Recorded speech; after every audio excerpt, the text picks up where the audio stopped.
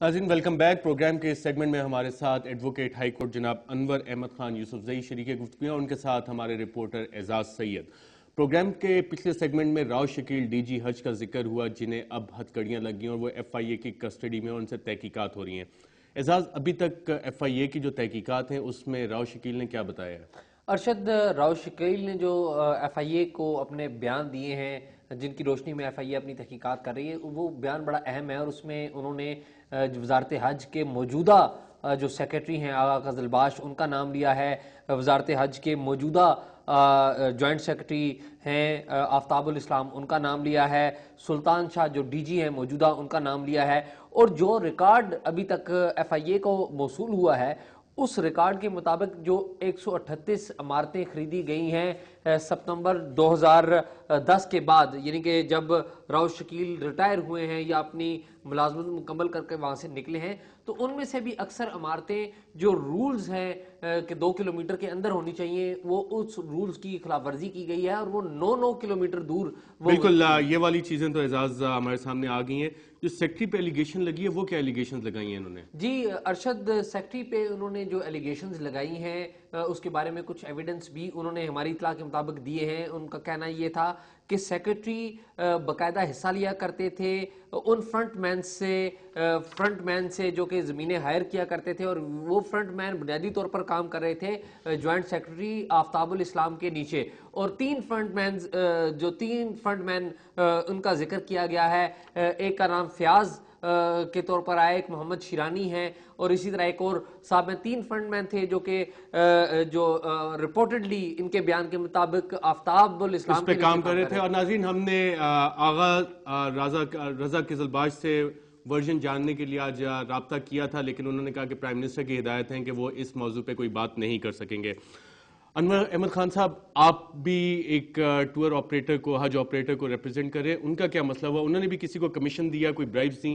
अरशद साहब, कहना यह है कि अल फुरकान ट्रेडर्स कराची में काम कर रही है, मुख्तलिफ उम्रा वीज़े को करते हैं। हम पहली दफ़े हज का प्रोग्राम कर रहे थे। हमारे यहाँ डॉक्टर कौसर साहिबा हैं, उनसे बात हुई शेख हफीज़ की, जिन्होंने कहा कि मैं वज़ीर आज़म सेक्रेटरीट में इंफॉर्मेशन का इंचार्ज हूँ, और उसके अलावा मैं वज़ीर आज़म हज कोटे का इंचार्ज हूँ। वज़ीर आज़म के पास 400 कोटा है, ये आपको अगर चाहिए तो। उस पर उन्होंने कौसर साहिबा ने मुझे टेलीफोन किया और ये कहा कि ये 400 फार्म है, उसमें जिसमें आपको 100 फार्म दे रहे हैं। हमने कहा अच्छा आप बात कीजिए। तो उन्होंने अब असद नामी शख्स को भेजा कौसर के घर पर, 100 फार्म और एक लिस्ट के साथ। वो लिस्ट जब आई तो हमने 30,000 रुपया 2 किस्तों में दिया। पहले 14.5 लाख रुपये। उन्होंने कहा ये जो मुअल्लिम होते हैं ये हम इनकी पैसे ले रहे हैं। बाद में ये पता चला ये रिश्वत के तौर पे पैसा लिया गया। अब ये रिश्वत के तौर पे पैसा? जी, ये रिश्वत के तौर पे पैसा। कितना अमाउंट था टोटल? 30 लाख रुपया। कोयटा की एक कंपनी है, उससे 25 लाख रुपया इन्होंने यही कौसर के घर पे लिया है।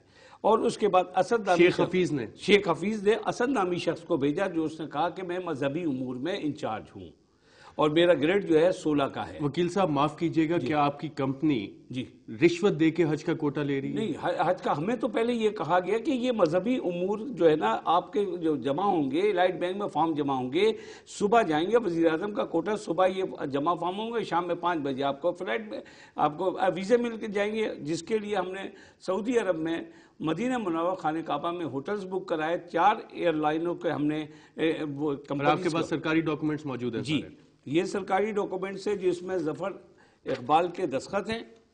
और उसके बाद मैं मजहबी उमूर के वजीर से मिला और उन्होंने ये कहा कि मेरे दफ्तर में कोई भी फरिश्ता काम नहीं कर रहा इंसान। मैंने कहा ये तमाम लेटर्स जो है ये जफर इकबाल के दस्तखत है। मैंने उनसे कहा ये दस्तखत सेक्शन अफसर है रिलीजियस मिनिस्ट्री में मजहबी उमूर में। मैंने कहा ये कीजिए। वहाँ पर मौला बख्श चांदवी और सेनेटर भी बैठे थे। उन्होंने कहा आप मुझे भी कंप्लेंट दीजिए, मैं इस पर सेनेटर में उठाऊंगा।